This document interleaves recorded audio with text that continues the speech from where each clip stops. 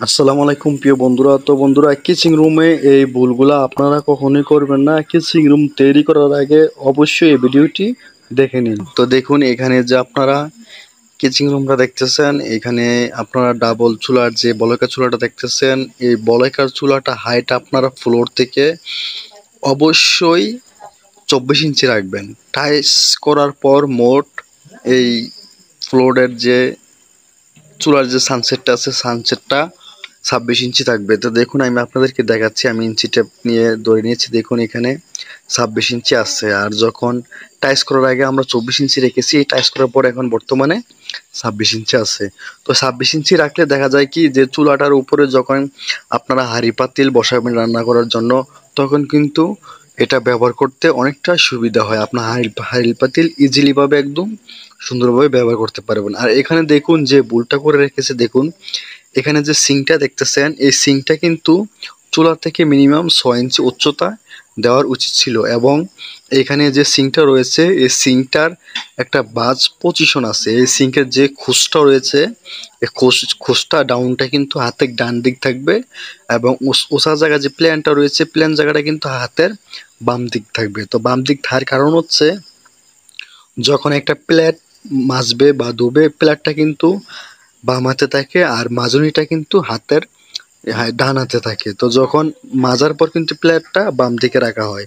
তো এখানে যে সিংটা বসিয়েছে, দেখুন এখানে সিংটা কিন্তু এটা উল্টা বসেছে। আপনার অবশ্যই খোস জায়গাটা হাতের ডান দিকে রাখবেন। এবং যেই জায়গায় দেখুন এখানে যে সিংটা রয়েছে, এই সিংটার উপরে কিন্তু একটা সানসেট রয়েছে। দেখুন এখানে কিন্তু এই সানসেটটা কিন্তু দেওয়া হয় নাই। আপনার অবশ্যই যদি সিঙ্ক থাকে, সিঙ্কের জায়গাটা বাদ দিয়ে তারপর সানসেটটা দিবেন। তো দেখুন, এখন যে এই জায়গায় যদি একটা প্লেট বা কোনো কিছু ধুতে যায়, তাহলে কিন্তু এই সানসেটে কিন্তু যখন ধোয়ার পর উঠবে, ওঠার পরে কিন্তু সানসেটে কিন্তু বাড়ি খাওয়ার সম্ভাবনা রয়েছে। দেখুন, তো এই জায়গায় কিন্তু সানসেটে কিন্তু বাড়ি খাওয়ার সম্ভাবনা আছে। এখানে যদি সানসেটটা হাফ কেটে যে জায়গায় রান্না করছে, এই থাল বাসন ধুবে, এই পর্যন্ত যদি হাফ করে দিত, তাহলে কিন্তু বাড়ি খাওয়ার সম্ভাবনা থাকতো না।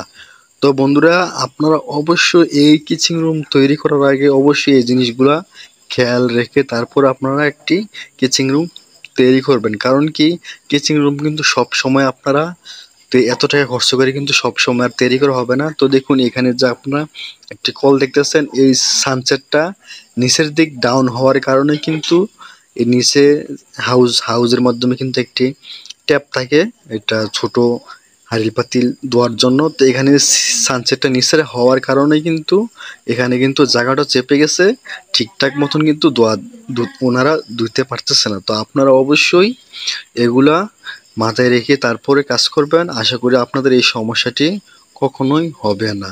তো বন্ধুরা, আশা করি আপনারা বুঝতে পারছেন কিচিং রুমে কি কি ভুলগুলা থাকা যাবে না। তো ভিডিওটি যদি আপনাদের কাছে ভালো লেগে থাকে, অবশ্যই আমার চ্যানেলটি সাবস্ক্রাইব করবেন, লাইক করবেন, কমেন্ট করবেন। আপনাদের গুরুত্বপূর্ণ মতামত থাকলে অবশ্যই কমেন্ট করে জানাবেন, সঠিক একটা সমাধান দেওয়ার চেষ্টা করব।